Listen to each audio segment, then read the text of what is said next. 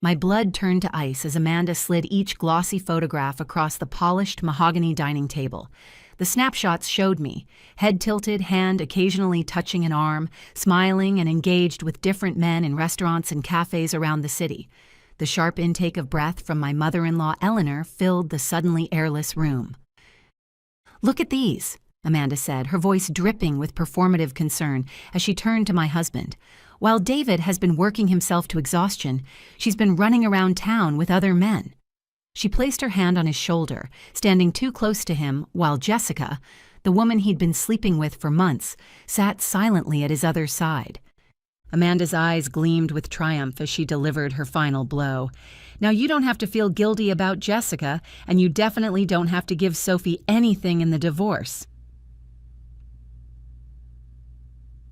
My name is Sophie Bennett. I'm 32, and this is the story of how I turned my husband's family's betrayal into the most important lesson they'd ever learn. The family I had devoted 8 years to gathered around those photos like vultures. Eleanor picked one up with trembling fingers, her voice breaking with practiced disappointment. "Sophie, how could you? We welcomed you into our family." Once, her words would have cut deep. Now I just observed her performance with clinical detachment. "What do you have to say for yourself?" Amanda demanded, one hand propped on her hip, the other dramatically pointing at the evidence spread before everyone. I took a deliberately slow sip of water, my eyes moving across the table. David still wouldn't meet my gaze. His parents looked appropriately devastated, though I noticed his father, George, seemed more uncomfortable than angry.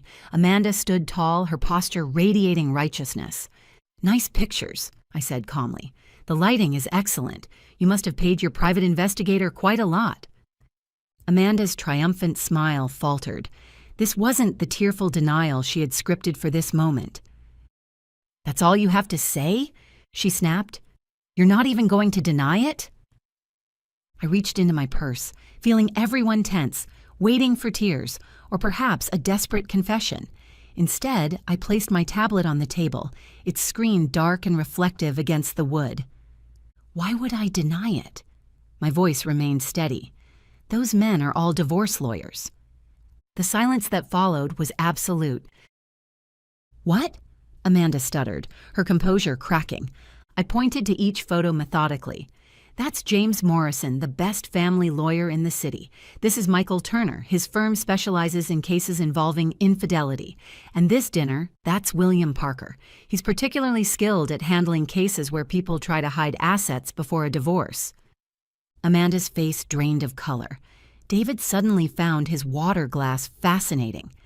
"You see," I continued, "when I discovered David and Jessica 3 months ago, I decided to prepare properly." "You're lying," Amanda said, but uncertainty had replaced her confidence. I activated my tablet, displaying emails and signed agreements. The wonderful thing about legal consultations is that there's always documentation. I scrolled through the files deliberately. "But that's not even the most interesting part," I added, finally looking directly at David. "What do you mean?" Eleanor's voice trembled. "Well," I said, "during one of these meetings, I learned something fascinating about recent property transfers in this family. Lots of money and houses changing hands, new companies being formed." I let the implications settle over the room. George shifted uncomfortably in his chair. David frowned, turning to his father. "Dad, is that why you had me sign those papers last month? You said it was just routine family business." I watched realization dawn on his face. His family wasn't just helping him cheat. They were systematically hiding assets before the divorce. "David, sweetheart, we were just protecting you," Eleanor began. "Actually," I cut her off, "you were committing fraud." I smiled thinly. "And my lawyers have documented everything." Amanda collapsed into a chair, the architect of her perfect trap suddenly finding herself ensnared. "You knew," she whispered. "You knew this whole time." I nodded, gathering my belongings. "Next time you hire a private investigator, make sure they're not working for both sides." I stood, smoothing my dress. "Oh, and David, your lawyer will receive the paperwork tomorrow. You might want to read it carefully, especially the part about fraud." At the door, I turned back to Amanda. "Thanks for the photos. They'll make excellent evidence." My heels struck the floor like a metronome as I walked out. Only when I reached my car did I finally allow myself a small, private smile. They thought they had trapped me, but they had no idea what was coming. The next few days unleashed chaos. My phone buzzed constantly with messages from David's family, threats mingled with tearful pleas. Amanda cycled between rage and panic, her texts growing increasingly desperate. "You can't do this to us, we're family," her latest message read. That word, family, lingered in my mind. They hadn't treated me like family when they were planning to leave me with nothing. I archived her message without responding and focused on my preparations. James Morrison's law office projected exactly the power it intended: gleaming wood, supple leather chairs, and an atmosphere of quiet authority. I reviewed documents in the conference room while waiting for the others to arrive. Right on schedule, David entered with his lawyer, followed by Eleanor and George. Amanda trailed behind, attempting confidence, but failing visibly. "Mrs. Bennet," James greeted me with a professional nod. "Shall we begin?" I watched David's expression as James methodically presented our evidence. He paled noticeably when we displayed our timeline. Every suspicious property transfer, every hastily created company, every deliberate attempt to hide money. Eleanor clutched his arm when James mentioned potential criminal charges. "This is nonsense," David's lawyer protested. "These were normal family business decisions." "Were they?" I asked, sliding forward a stack of documents.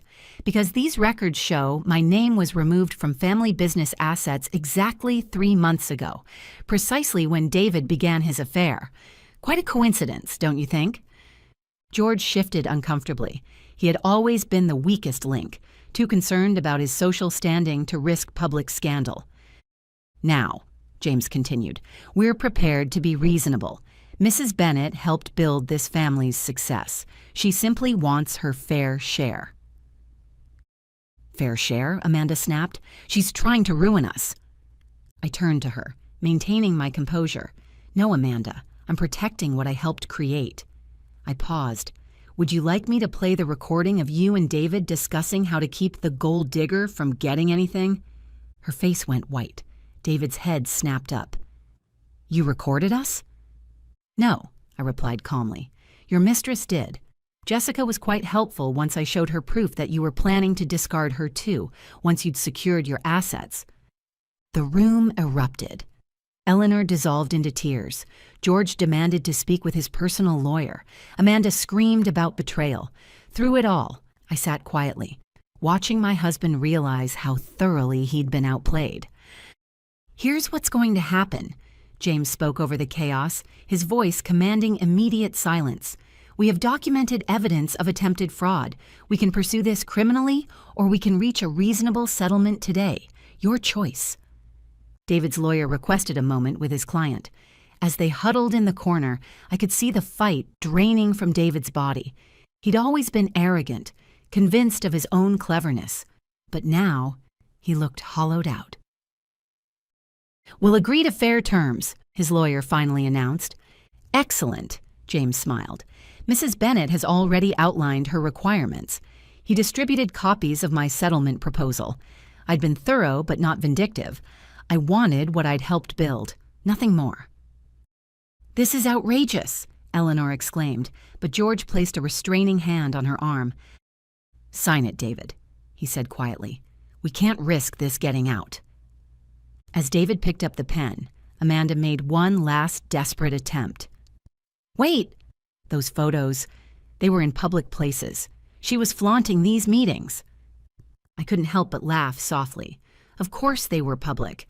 I wanted you to see them. Every lunch, every coffee meeting. I knew you were having me followed. I just made sure your investigator captured exactly what I wanted you to see. The realization that they'd been played at their own game finally silenced them. One by one, the documents were signed. As James gathered the paperwork, I stood to leave. "Sophie," David called, his voice strange. "When did you get so calculating?" I paused at the door. I learned from the best, didn't I? Family taught me. The irony wasn't lost on anyone in the room. As I walked out of the office, I felt lighter than I had in months. Sometimes the best revenge isn't just about winning, it's about showing them they underestimated you all along. Outside, the autumn air felt crisp and clean.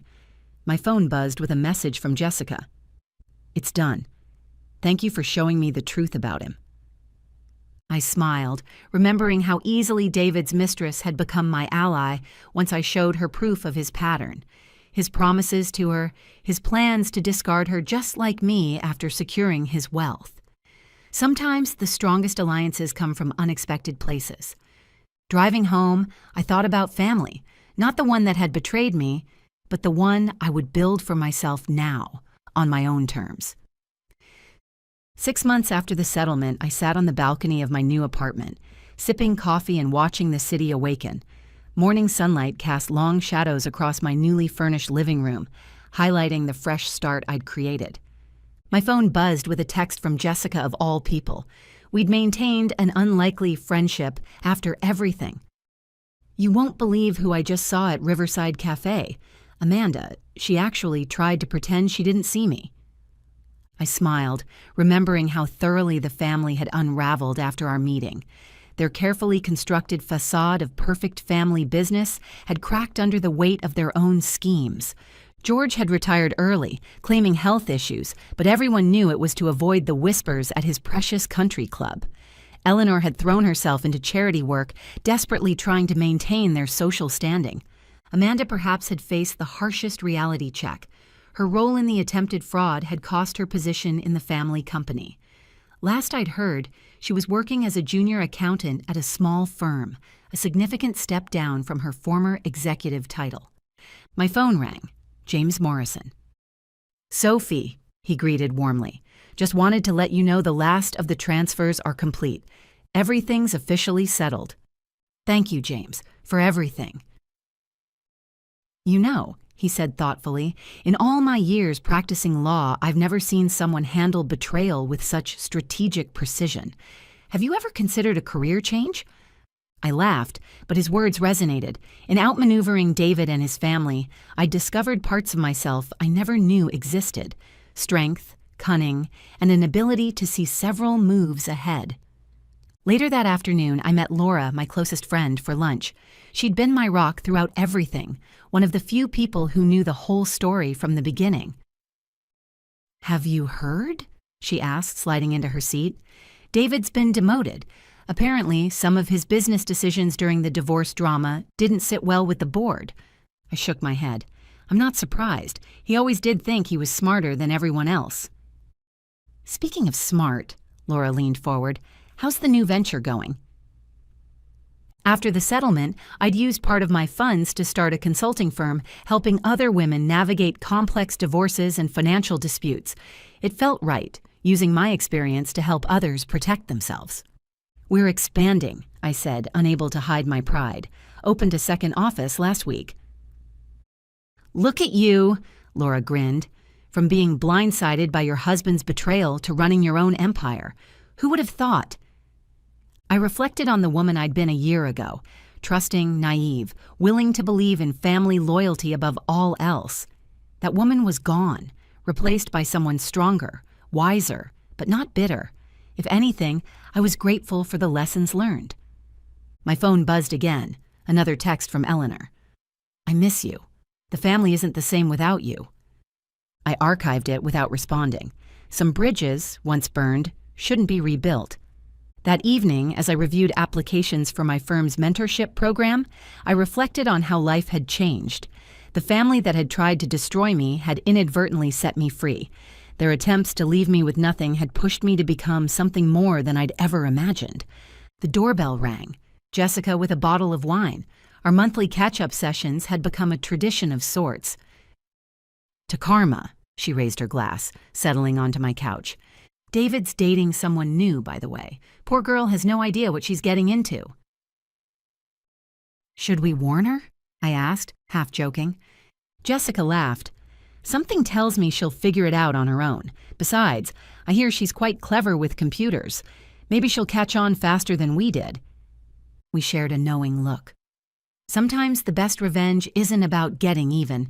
It's about moving forward while watching karma do its work. As the sun set over the city, casting an orange glow through my windows, I felt at peace. The family that had tried to write me off as naive had taught me the most valuable lesson of all. Never underestimate someone who has nothing left to lose. My new life wasn't built on revenge or bitterness. It was built on wisdom, strength, and the knowledge that sometimes the worst betrayals lead to the best beginnings. I raised my glass to the setting sun, silently thanking them for teaching me exactly who I could become. The story of how my husband's family tried to destroy me had become the catalyst for my greatest transformation. Sometimes the best revenge isn't about getting even. It's about getting better.